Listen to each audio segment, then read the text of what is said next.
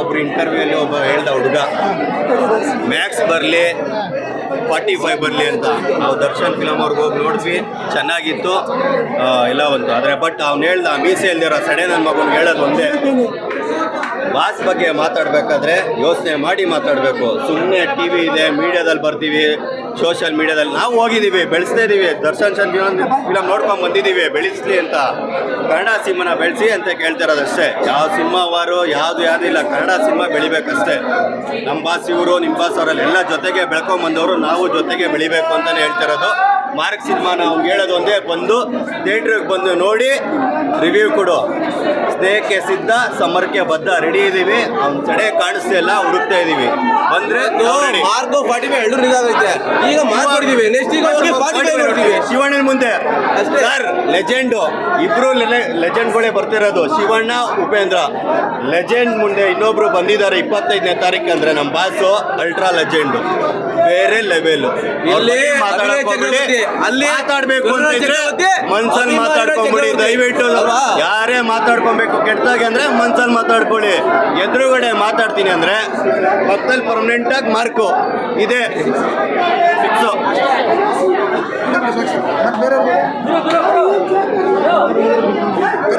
ದಾದಾ ಯಾರು ಗೊತ್ತಾ, ದಾದನ್ ಸ್ಟೈಲ್ ಗೊತ್ತಾ, ಗೊತ್ತಾಗ್ಬೇಕು ಅಂದ್ರೆ ಬಂದು ಮಾರ್ಕ್ ನೋಡಿ. ಸುಮ್ಮನೆ ಮನೇಲಿ ಕೂತ್ಕೊಂಡು ಮಾರ್ಕ್ ಬಗ್ಗೆ ಕೆಟ್ಟದಾಗಿ ಮಾತಾಡಿದ್ರೆ, ಮನೆಗೆ ನುಗ್ಗಿ ಮಕ್ಕೋದ ಮೇಲೆ ನೋಡಿದ್ರೆ ಪರ್ಮನೆಂಟ್ ಆಗಿ ಮಾರ್ಕ್ ಬಿದ್ದೋಗ್ಬಿಡುತ್ತೆ.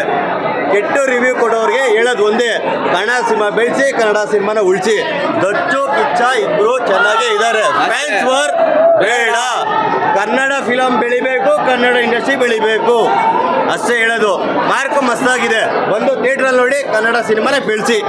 ಸಿನಿಮಾ ಮಾತ್ರ ನನ್ನ ಮಗಂದು ಫಸ್ಟ್ ಇಂದ ಲಾಸ್ಟ್ ವರ್ಗು ಏನು ಟ್ವಿಸ್ಟ್ ಅಂದ್ರೆ ನನ್ನ ಮಗನ್ ಬೇರೆ ಲೆವೆಲ್. ಮಕ್ಕ ವರ್ಷಕ್ಕೆ ಬೇಕು ಟವಲ್ಲು, ಮಾರ್ಕ್ ಸಿನಿಮಾ ಬೇರೆ ಲೆವೆಲ್. ಏನು ಗುರು ಅದು ಸುದೀಪನ ಆಕ್ಟಿಂಗು. ನನ್ಗೆ ಇವಾಗ ಸುದೀಪನ ಆಕ್ಟಿಂಗ್ ಹೋಗ್ಬಿಟ್ಟು ಒಂದು ಡೈಲಾಗ್ ನೆನಪಾಗೋಯ್ತು. ಅಷ್ಟದಿಕ್ಕುಗಳು ಕಾಲ ಕೆಳಗೆ, ಎಲ್ಲ ಕಲೆಗಳು ಅವರ ಮುಕ್ತಿ ಒಳಗೆ, ಸೋಲಿಲ್ಲ ಅವರಿಗೆ ಯಾವಿಲ್ಲ ಕೊನೆಗೆ, ಅವ್ರು ಯಾರು ಗೊತ್ತ ನಿಮಗೆ? ಕಿಚ್ಚ ಸರ್ ಲಾಸ್ಟ್ ಅಲ್ಲಿ ಸ್ವಿಮ್ಮಿಂಗ್ ಮಾಡ್ಕೊಂಡು 18 ಜನ ಮಕ್ಕಳು ಎತ್ಕೊಂಡ್ ಬರ್ತಾರೆ ಗೊತ್ತಾ, ಆ ಸೀನ್ ಸೈಕು. ಲಾಸ್ಟ್ ಅಲ್ಲಿ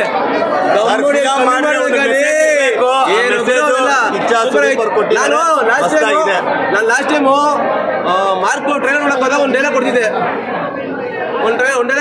ಬರೋಲ್ಲ ಬಂದ್ಬಿಡಿ ಚಿನ್ನ, ಸುದೀಪ್ ಇಡ್ತಾರೆ ಗುಣ ಅಂತ. ಅದಕ್ಕೊಬ್ಬ ಬಂದು ಹೇಳ್ದ, ಇವತ್ತು ಬಂದಿ ಚಿನ್ನ ನೀನ್ ಸಾಯೋವರೆಗೂ ನೆಂಡ್ರಬೇಕು, ಹಂಗಿಟ್ಟು ಗುಣ ಅಂತ. ಇವತ್ತು ಸುದೀಪ್ ಇಟ್ಟವ್ರೆ ಗುಣ, ನೀನ್ ಸತ್ತು ನರ್ಕಕ್ಕೆ ಹೋದ್ರು ಮರ್ಯಾದೆ ಕಳೋ ಚಿನ್ನ. ಇದೇಳ್ತೀನಿ ಕೇಳ್ರಿ, ಇದು ಯಾವ ಸ್ಟಾರ್ ವಾರ್ ಅಲ್ಲ ಇದು. ಅವ್ನು ನನ್ಗೆ ಹೇಳ್ದೆ, ನಾನು ಅವ್ನು ಹೇಳಿದೆ ಅಷ್ಟೇ. ದರ್ಶನ್ ಫ್ಯಾನ್ಸ್ ಆಗ್ಲಿ ನಾವಾಗ್ಲಿ ಎಲ್ಲ ಚೆನ್ನಾಗಿದ್ದೀವಿ, ಬಟ್ ಒಂದು ಸಿನಿಮಾ ಮಾತ್ರ ಬೇರೆ ಲೆವೆಲ್ ಆಗೈತೆ. ಎಲ್ಲ ಬಂದು ಸಿನಿಮಾ ಥಿಯೇಟರ್ ನೋಡ್ರಿ. ಮಾರ್ಕ್ ಎಂಟ್ರಿ ಕೊಟ್ಟಾಯ್ತು. ಮಾತಾಡ್ಬೇಕಂದ್ರೆ 25 ಅಲ್ಲ, ನಾವು ಒಂದು ಲೆವೆಲ್ ಬೆಲೆ 105ನೇ ದಿನ ಬೇರೆ ಲೆವೆಲ್. ಬಿಟ್ಟೇ ಬಿಟ್ಟಿದೀವಲ್ಲ, ಈಗ ಬಿಟ್ಟೇ ಬಿಟ್ಟಿದೀವಲ್ಲ. ನಾ ಮೂವಿ ಮಾತ್ರ ಬಿಂಕೆಗಾಯ್ತಾ ಬ್ರದರ್ ಹೇಳ್ದಂಗೆ. ಒಂದೊಂದು ಮ್ಯೂಸಿಕ್, ಒಂದೊಂದು ಫೈಟಿಂಗು ಇದೆ, ಸಖತ್ತಾಗಿದೆ. ಒಳ್ಳೆ ಇಲ್ಟಿ ಮೂವಿ ಇದೆ. ದಯವಿಟ್ಟು ಎಲ್ಲ ಬಂದು ಥಿಯೇಟ್ರಿಗೆ ಬಂದು ನೋಡಿ. ಯಾಕಂದರೆ ನಮ್ಮ ಭಾಷೆಯಲ್ಲಿ ಇದೆ. ದಯವಿಟ್ಟು ಎಲ್ಲ ಫಿಲಮ್ಗೆ ಕನ್ನಡ ಫಿಲಮ್ನ ಬೆಳೆಸಿ ಹೋಗಿ ಅಂತ ಹೇಳಿದ್ದಾರೆ. ಏನು ಇಷ್ಟ ಆಯಿತು ಸರ್? ಭಾಷೆ ಫೈಟಿಂಗ್ ಇಷ್ಟ ಆಯಿತು. ಮತ್ತು ಮಸ್ತು ಮಾಲಿಕ್ ಹೆಂಗೆ ಆಗುತ್ತೆ ನಮ್ಮ ಭಾಷೆ ಹಾಕಿದ್ದು, ಮಸ್ತು ಮಾಲಿಕ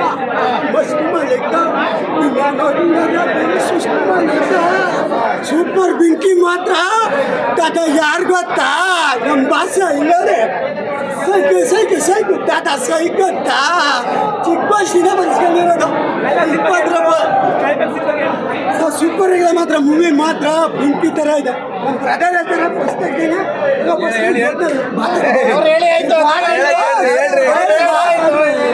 ಅದೇ ಹೇಳಿದ್ರೆ ಸಿನಿಮಾ ಬರೋದು ತುಂಬ ಚೆನ್ನಾಗೈತೆ. ಮೊನ್ನೆ ಡೆವಿಲ್ ಮೂವಿಗೆ